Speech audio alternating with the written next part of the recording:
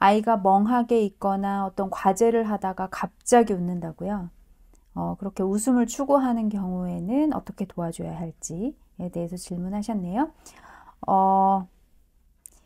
제가 이 책을 먼저 좀 소개를 해드릴게요. 나는 괜찮은 사람입니다. 라는 책이에요. 일본의 중증 자폐인 분이 쓰신 건데, 이 책에 의하면 이 컨셉이 있어요. 이 기억의 서랍이라는 컨셉이 있어요.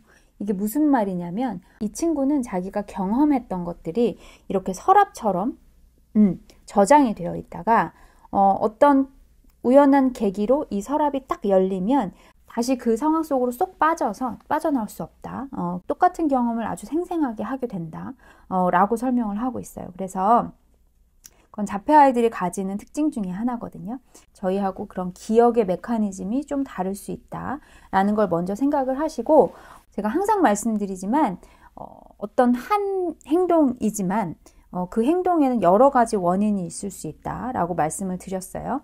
만약에 아이가 갑자기 웃는다 했을 때는 한 이 정도 생각해 볼 수 있을 것 같아요. 첫 번째는 자유시간에 심심할 때, 자기가 심심할 때 그 이전에 있었던 재미있는 상황을 생각하면서 웃는 그런 상황일 수도 있고, 두 번째는 어떤 특정 활동을 할 때 그 했던 과제나 혹은 뭐 물건이 예전의 기억, 정말 재미있었던 기억을 이렇게 연상시켜서 그 상황 속에 빠져서 웃음이 막 나올 수도 있고요.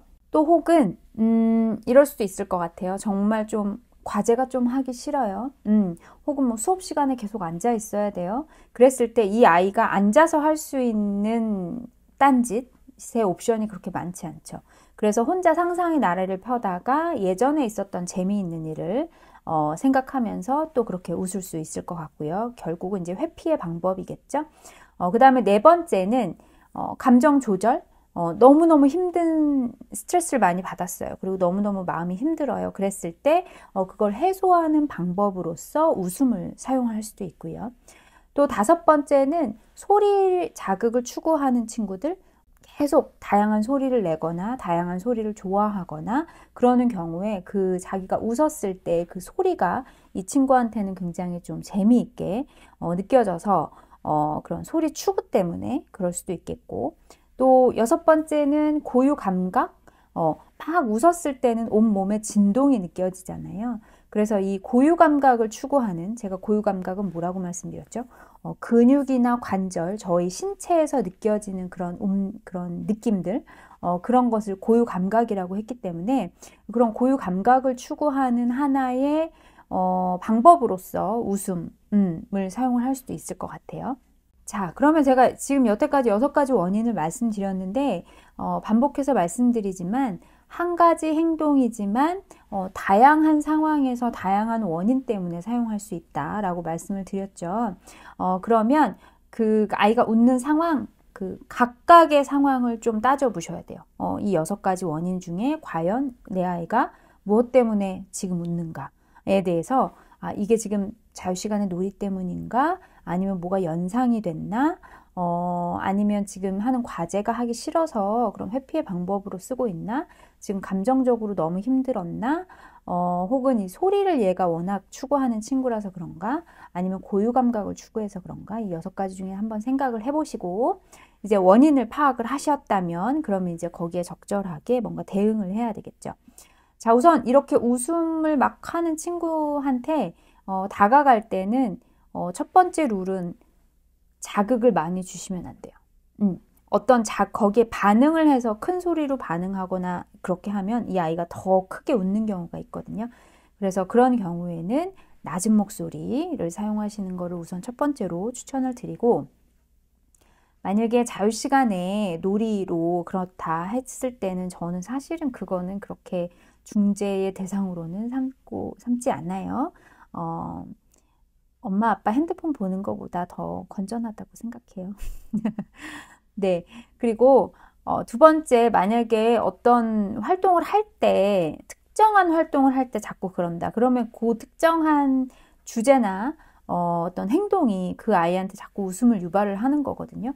그러면 그런 경우에는 그 활동을 좀 제한시켜 주시는 게 그 재료, 그 물건을 사용을 좀 제한시켜 주시는 게 좋겠죠. 왜냐하면 자꾸 집중에 방해가 되니까.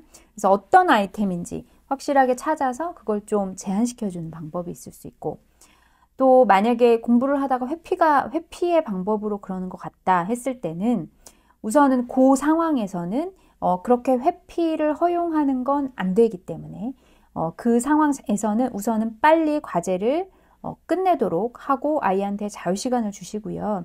그 다음에 이후로 생각을 하셔야 될 건, 이게 조금 이 아이한테 힘든가 보구나 라는 생각을 하시고 과제의 난이도를 좀 줄여주시거나 혹은 좀 재미있는 그런 재료를 사용을 하시기를 추천드려요. 만약에 감정 조절 때문에 이 아이가 자기의 필요에 의해서 그러는 것 같다라고 느끼실 때는 어떤 상황에서 이 아이가 그런 반응을 보이는지, 어떤 것들이 이 아이를 힘들게 하는지 그런 상황들을 좀 리스트업해서 미리 알고 계시는 게 도움이 되고, 그런 상황이 딱 닥치기 전에 아이를 좀 이렇게 마사지를 해서 좀 주물러 준다든지, 아니면 막 운동장을 막 뛰고 놀이터에서 막 뛰다가 이렇게 들어오게 한다든지 해서 아이를 좀 준비를 시켜주거나, 혹은 그런 좀 힘들어 할 수 있는 자극을 최소화시키게 좀 도와주는 방법이 있어요. 자, 그 다음에 소리 자극 추구인 경우에는 분명 이 웃음 말고도 다른 좋아하는 소리가 있을 거예요. 그래서 대체해 줄 수 있는 그런 것들을 좀 찾아주시거나 그러는 게 도움이 되고, 마지막으로 고유 자극 추구 때문에 그렇다라고 생각이 드실 때는 그러면 대체할 수 있는 고유 자극 활동들을 좀 선택을 해 주셔야 되겠죠? 예를 들면 이게 웃는 걸로 많이 표현을 한다는 얘기는 이제 구강 활동 관련된 대체 활동이 좀 도움이 될 수 있을 것 같아요.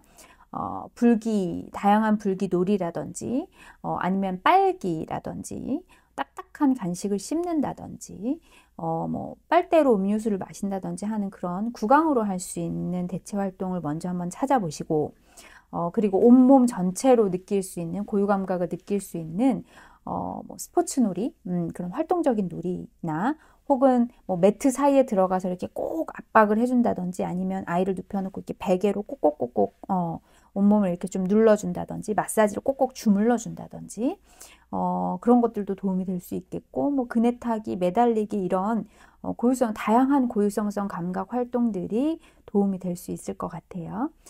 영상이 자폐 아이들 도와주는데 좀 도움이 되셨으면 좋겠어요. 저희 아이들 아무래도 의사소통 방법이 너무 서투르다 보니까 이렇게 자기 나름대로의 방법으로 무언가를 표현하려고 해요. 그러니까 각각의 상황에서 이 아이가 지금 표현하고자 하는 것이 무엇인지 좀 잘 살펴봐 주세요. 네, 지금까지 젤라쌤이었습니다. 감사합니다.